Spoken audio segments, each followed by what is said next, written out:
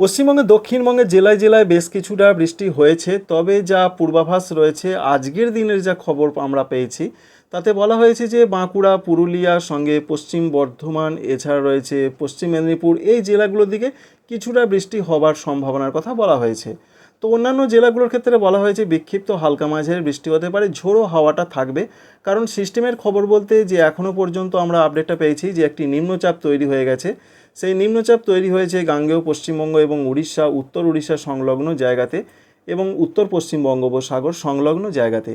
এই নিম্নচাপ কিন্তু আস্তে আস্তে পশ্চিম এবং উত্তর পশ্চিম দিকে দ্রুত এগোবে, যার ফলে ছত্তিশগড়ে আগামী 2 দিন ভালো রকম বৃষ্টি হবে, উড়িষ্যাতে বেশ কিছুটা বৃষ্টি হবে, পশ্চিমবঙ্গে দক্ষিণবঙ্গে ততটা বৃষ্টিপাতের খবর কিন্তু নেই আজকের পর।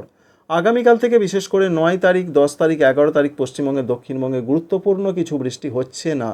তবে মনে রাখতে হবে 24 পরগনা, মেদিনীপুর, সঙ্গে বাঁকুড়া, পুরুলিয়া, পশ্চিম বর্ধমান, এই জেলাগুলোর দিকে 10 তারিখে কিছুটা হতে পারে, 9 তারিখে 2 24 পরগনা, 2 মেদিনীপুর, পূর্ব বর্ধমানে হতে পারে, 11 তারিখের দিকে উপকূলবর্তী জায়গার দিকে কিছুটা বৃষ্টি হতে পারে। অবশ্যই দেখতে পাচ্ছেন এই যে জায়গাগুলো, এই জায়গাগুলোতে কিছুটা বৃষ্টির সম্ভাবনা রয়েছে 11 তারিখের দিকে, অর্থাৎ আগস্ট মাসের 11 তারিখের দিকে।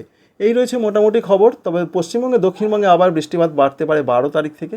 12 তারিখ থেকে কিছুটা বৃষ্টি ফিরবে, 13 তারিখে বৃষ্টির সম্ভাবনা আরও বাড়বে, এটা ওয়েদার অফিস জানাচ্ছেন। তবে আমরা দেখার চেষ্টা করব, আপনাদের দেখানোর চেষ্টা করব বৃষ্টি অবশ্যই ফিরছে। দেখতে পাচ্ছেন বজ্রবিদ্যুৎ সহযোগে বৃষ্টির সম্ভাবনা সারা দক্ষিণবঙ্গের প্রত্যেকটা জেলা দিকে। তার মধ্যে মেদিনীপুর, ঝাড়গ্রাম, বাঁকুড়া, পুরুলিয়া, বর্ধমান, বীরভূম, এই জেলাগুলোর দিকে বেশি বৃষ্টি হবে। ঝাড়খণ্ডের ধানবাদ, জামশেদপুরের দিকে বেশি বৃষ্টির চান্স রয়েছে।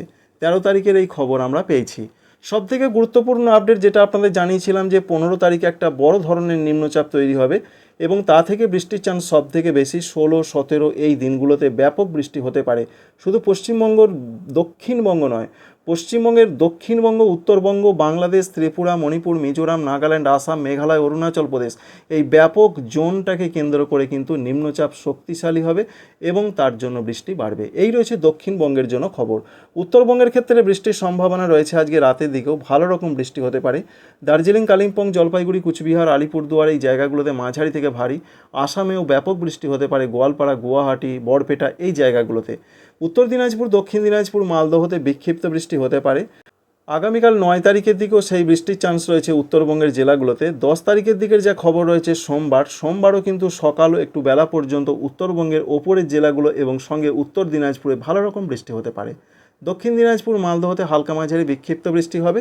11 তারিখের দিকে বৃষ্টির চান্স উত্তরবঙ্গের জেলাগুলোতে কম, কিন্তু 12 তারিখ রাত থেকে আবার নতুন করে উত্তরবঙ্গের জেলাগুলোতে বৃষ্টি বাড়তে শুরু করবে, যেটা 13 তারিখের দিকে আবার প্রচণ্ড বৃষ্টির আকার নিতে পারে। এই দেখুন 13 তারিখের দিকে আমরা রয়েছি, অর্থাৎ উত্তরবঙ্গের জেলাগুলোতে কিন্তু বৃষ্টির বিরতি 2-1 দিন, বৃষ্টি কিন্তু লাগাতার চলবে। কিন্তু দক্ষিণবঙ্গে 9 তারিখ, 10 তারিখ, 11 তারিখ কিছুটা বৃষ্টি সার্বিকভাবে কমবে।